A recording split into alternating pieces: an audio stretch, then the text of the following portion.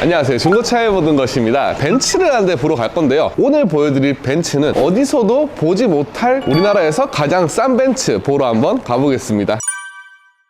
자, 이제 벤츠 저렴한 거라고 하니까 어떤 차종인지 되게 궁금하실 분들 계실 텐데요, 힌트를 드리자면 SUV입니다. 원래 수입차들이 이런 세단들보다는 SUV가 훨씬 더 비싸게 형성이 되어 있거든요. 바로 이 차량입니다. 이 벤츠는 90만 원입니다. 아니, 이게 구형처럼 보이잖아. 딱 봐도 누가 봐도 구형이에요. 1세대 소렌토 비슷하게 생겼어. 그 누구도 아무리 구형이라도 90만 원이라고 생각하지는 않을 거잖아요. 이게 왜 90만 원이냐면, 이게 폐차 견적을 90만 원 견적을 받아가지고 이 차 얼마를 희망하시냐고 하니까 90만 원이라고 하시더라고요. 저도 지금 실물은 처음 보는 거거든요. 그럼 이 차가 어떻게 해서 90만 원밖에 안 하는지 한번 알려드릴게요. 중고차 시세로 봤을 때는 한 400만 원 정도 나오더라고. 키로수가 30만이고요 연식은 2011년식이에요 30만을 탔어도 아직까지 상품 가치로 봤을 때는 있어. 400만 원에 팔린단 말이에요. 그런데 딱 이거 시동을 딱 켜보잖아요. 그러면 이렇게 엔진 경고등이 떠 있어요. 그럼 오늘 이 컨텐츠를 왜 찍고 있냐, 폐차 보내기 직전에 차가 어떨지 나도 궁금했어요. 그런데 실제로 보니까 너무 아깝습니다. 외관 같은 것들도 관리가 안 되지 않았어요. 굉장히 깔끔하고요. 타이어 상태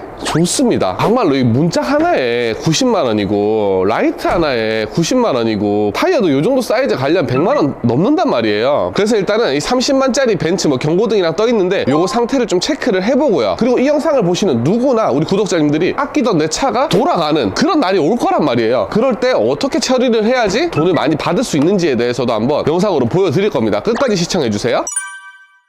상품화 전이잖아요. 이 정도 컨디션 유지하는 거면 되게 괜찮은 거거든요. 와, 전동 트렁크 요거 하나 밖에서 시공하면 100만 원이라니까요. 이런 데서 시트 사용감이나 그리고 상태를 보면 폐차장으로 보내기는 사실 너무 아까운 것 같습니다. 전동 시트 이런 게 작동 다 잘 돼요 지금.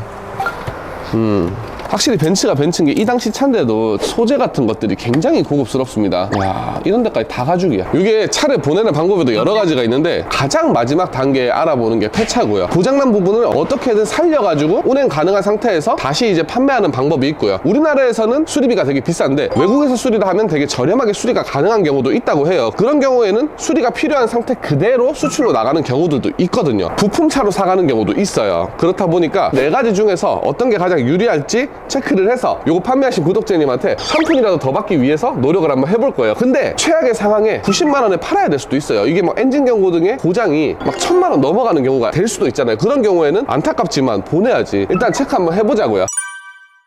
와, 지금 타는데 하체가 일단 방지턱 이렇게 넘었는데 잡소리가 하나도 없어요. 그리고 이 핸들이 엄청 부드럽습니다. 진짜 이 얘기 들으면 웃기실 수도 있는데 요즘 나오는 GL이 있잖아요. 이런 저속에서 막 울퉁불퉁한 길을 만났을 때 안정감이 GL이보다 나은 것 같은데? GL 같은 경우는 방지턱을 일자로 넘을 땐 좋아요. 근데 좌회전 우회전 하다가 만났을 때 엄청 덜컹거리거든요. 근데 이 친구는 그런 게 많이 없어요. 그 부분에서는 확실히 GL이보다 좋습니다. 이 엔진 경고등이 큰 문제가 아니면 상품으로 수리를 해서 팔아도 팔립니다. 이건 다른 부분들이 굉장히 양호하기 때문에 이런 차는 팔려요. 와, 진짜 별 문제 없었으면 좋겠다. 이게 원래였으면 조금 속도 내가지고 우회전 할 수 있는 상황이었는데 혹시나 얘가 갑자기 말을 안 들을까봐 경고등이 있잖아요. 그래서 되게 겸손해지게 되네. 야, 힘이 없어. 옛날에 프로레슬링 보면 이렇게 손 올려서 하긴 하잖아요. 얘는 지금 힘이 없어서 기절한 상태라고 보면 되죠. 이 차를 지금 시운전 못하는 이유가 다른 부분에 문제가 없는지 체크를 하고, 그리고 엔진 경고등이 별게 아닐 수 있잖아요. 엔진 경고등에도 여러 가지 사항들이 있지만 별거 아닌 문제들도 있습니다. 그래서 요거를 저렴하게 수리가 가능한 부위라고 하면 요거는 상품으로 팔 수가 있거든요. 그게 가장 돈을 많이 받는 방법이기도 하고요. 그래서 그게 가능한지부터 지금 체크를 하러 카센터를 가는 거예요. 자, 이제 카센터에 도착을 했는데요, 이 차량의 고장 코드를 판단을 해가지고 어디가 문제가 되는지, 수리비는 얼마인지 한번 체크해 볼게요.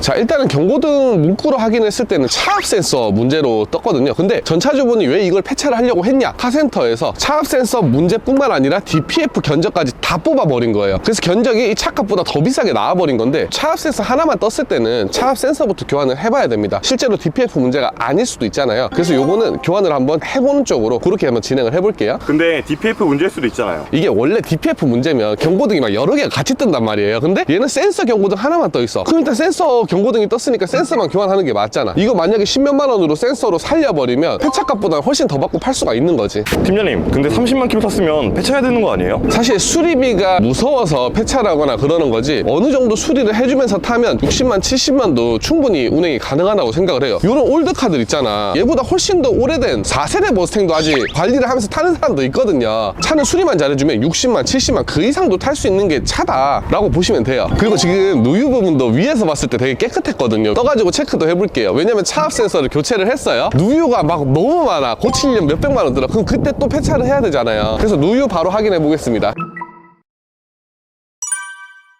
자, 지금 누유되는 부분이 30만 정도 탔으면 없을 순 없어요. 여기 미션 팬 쪽에 여기 미세누유, 이거는 묻어있는 정도거든요. 똑똑 떨어지거나 그런 건 없습니다. 전반적으로 깨끗하고, 여기 지금 팬만 봐도 아는 게 원래 여기가 축축하게 젖어 있어요, 이 정도 연식 키로수 되면. 근데 얘 같은 경우는 거의 그런 게 없다. 그리고 이런 부분만 봐도 교체를 한 겁니다. 그리고 이런 배기라인들이나 뭐 하체를 전반적으로 봤을 때도 부식이나 이런 게 거의 심하지 않은 상태인 거예요. 한번 갈았을 것으로 보여요. 이게 그냥 처음 초창기 출고할 때부터 계속 탔으면 이 정도 상태를 유지하기는 힘들 것 같아요. 그러니까 키로수 많은 차를 살 때 좀 주의해야 될 점은 전차주가 정비를 얼마나 해놨나. 왜냐면 정비를 안 했을 순 없거든. 키로수 20만 넘어가면 얼마나 정비를 해놨을까의 싸움입니다. 정비를 많이 해둔 차를 사면 내가 그만큼 교환할 게 줄어들겠죠. 그래서 그런 부분들도 체크를 해야 된다. 지금 딱 느낌이 왔습니다. 어떻게든 살려서 고객님한테 돈을 좀 더 많이 드릴 수 있는 쪽으로 한번 해볼게요. 그리고 지금 보험으로 수출 보내야 될 수도 있잖아. 그래서 수출업자분들한테 돌릴 그런 사진을 좀 찍어 놓고 있습니다. 수출 나갈 때는 썬루프를 되게 중요하게 생각하더라고. 그래서 내 차 수출 보낸다? 그럼 썬루프 유무를 체크를 잘 하셔야 됩니다. 얘는 관리를 잘했어. 원래 막 버튼까지도 엄청 심하고 그런데 얘는 그런 게 지금 없어요. 더 이상 경고등이 뜨진 않는데, 제가 수출 가격을 얼마 받으셨는지 아십니까? 수출이 지금 한 250 정도에 나간다고 답변을 받았어요. 경고등도 없고 차 컨디션 괜찮잖아요. 그러면 와서 조금 까요. 이것저것 트집 잡아서 까는데, 그래도 못해도 200은 보존하겠다. 그럼 뭐 수리비 10몇만 원 제외하고 나서도 고객님이 돈을 훨씬 더 많이 받잖아요. 아무튼 요렇게 해가지고 오늘 굉장히 완벽하게 영상각이 나왔다, 돈을 더 많이 받았다 보시면 되고요. 이 영상 보시는 분들도 내 차를 폐차하기 전에 어떤 방법이 좀 더 유리한지 이것저것 비교를 좀 해볼 필요가 있습니다. 그러면 50만 원, 100만 원만 더 받아도 엄청 큰 돈이잖아요. 어떻게 해야 될지 모르겠다 그러면 중고차의 모든 것으로 오시면 됩니다. 모든 고객님들께 이제 어떤 판매가 가장 유리한지 잘 비교를 해드리니까요, 믿고 맡겨주시면 감사드리겠습니다. 안전한 중고차는 중고차의 모든 것. 감사합니다. 팀장님, 중고차로 팔면 되는데 왜 수출로 보내는 거예요? 이게 중고차로 보내려고 해도 중고차 값이 400이잖아. 손님한테 사실 200밖에 못 줘, 이런 차는. 근데 수출로 보내도 200을 지금 받을 것 같은 상황이잖아요. 그런 경우에는 나도 솔직히 이거 200만 원 주고도 가져오기가 조금 무섭거든. 왜냐면 언제 어디서 어떻게 무슨 일이 생길지 모른단 말이야. 그러니까 리스크를 내가 안고 갈 바에는 그냥 이거는 내가 매입을 안 하는 게 맞겠다 하는 차종인 거죠. 그러니까 수출 금액이 꽤나 높게 나와주니까 차라리 수출로 보내는 게 속 편하다. 이런 게 이제 딜러들이 100만 원 남기려고 가져왔다가 1000만 원 까지는 차일 수도 있는 거거든.